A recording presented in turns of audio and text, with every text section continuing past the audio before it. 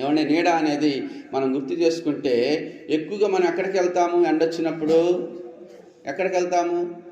నీడ కిందకి వెళ్తాము. ఆ నీడ కిందకి వెళుతున్నాం, కానీ మరి ఆ నీడ నీకు రావాలి అని అంటే ఆ చెట్టు ఏం చేయాలి? ఆ వేడిని తీసుకోవాలి. అర్థమవుతుందా? ఆ వేడిని తీసుకున్నటువంటి ఆ చెట్టు నీకేం చేస్తుంది? నీడనిస్తూ ఉంది, నీ మీద పడకుండా చేస్తూ ఉంది. నీ యొక్క అంటే ఆ ఎండ తగలకోకుండా ఆ చెట్టు నిన్ను కాపాడుతూ ఉంది. దీంట్లో ఉన్నటువంటి ఒక అద్భుతమైన రహస్యం ఏంటిది అని అంటే, ఏమండి, ఆ వేడిని తీసుకొని ఆ చెట్టు మనకి ఎలాగ నీడనిస్తుందో దేవుడు కూడా నీకు కుడి పక్క నీడగా ఉంటాడు అని అంటే, మన మీదకి వస్తున్నటువంటి ఎన్నో ఉపద్రవాల నుంచి, ఎన్నో రకాలైనటువంటి కరువుల నుంచి, ఎన్నో రకాలైనటువంటి అనారోగ్య పరిస్థితుల నుంచి, ఎన్నో రకాలైనటువంటి ఆర్థిక ఇబ్బందుల నుంచి, ఎన్నో రకాలైనటువంటి మానసికమైనటువంటి సమస్యల నుంచి, మానసికమైనటువంటి రుగ్మతల నుంచి, శరీరంలో కలిగేటువంటి అనేక రకాలైనటువంటి వ్యాధుల నుంచి ఆయన మనల్ని ఏం చేస్తున్నాడు? కాపాడుతూ ఉన్నాడు. ఒక నీడగా నిన్ను కాపాడుతూ ఉన్నాడు. ఏమండి, ఈరోజు చెట్లు కరువైపోయాయి. ఏమండి, చెట్లు కరువైపోయాయి.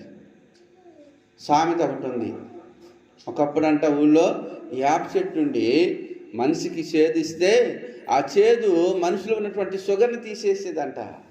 ఇప్పుడు అందుకనే ఎక్కువ షుగర్ పేషెంట్లు తయారవుతున్నారు. ఏ పేషెంట్లు? షుగర్ ఎక్కువైపోయింది మనిషిలో. అంటే చేదైనటువంటి దానిని తీసుకోవడానికి మనిషి ఇష్టపడట్లేదు. చేదుని మనిషి ఇష్టపడట్లేదు కాబట్టి మనిషిలో ఏం కలుగుతుంది అని అంటే, షుగర్ అనేది వచ్చేసి రోజు టాబ్లెట్ పడందే మనుగడ జరగట్లేదు. ఈ మాట నీకు అర్థమైతే దేవుడు ఎంత గొప్పవాడు నీకు అర్థమవుతుంది. యెహోవాయే నీకు నీడగా ఉంటాడు. నీ రాకపోకల యందు యెహోవా నిన్ను కాపాడునుగాక అనే మాటను మనం గుర్తు చేసుకుంటే, ఉదయం లేచిన దగ్గర నుంచి అనేకమైనటువంటి ప్రాంతాలకు వెళ్తూ ఉంటాము, అనేకమైన మార్గాలకు వెళ్తూ ఉంటాము. ఏమంటే, మొన్నటికి మొన్న రోడ్డు మీద ఒక ఆటోలో వస్తూ ఉంటే, కూలికి వెళ్తూ ఉంటే బోల్తా పడి ఒక ముసలావిడ చనిపోయింది. ఎక్కడ? కోదాడ నుంచి మేలసరి వచ్చే రోడ్లో.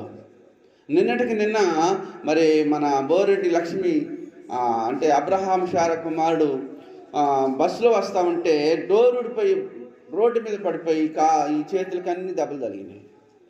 ఏమండి, అంటే మనిషి ఎటువంటి పరిస్థితిలో ఉన్నాడు, ఎటువంటి ప్రమాదకరమైనటువంటి పరిస్థితిలో ఉన్నాడు.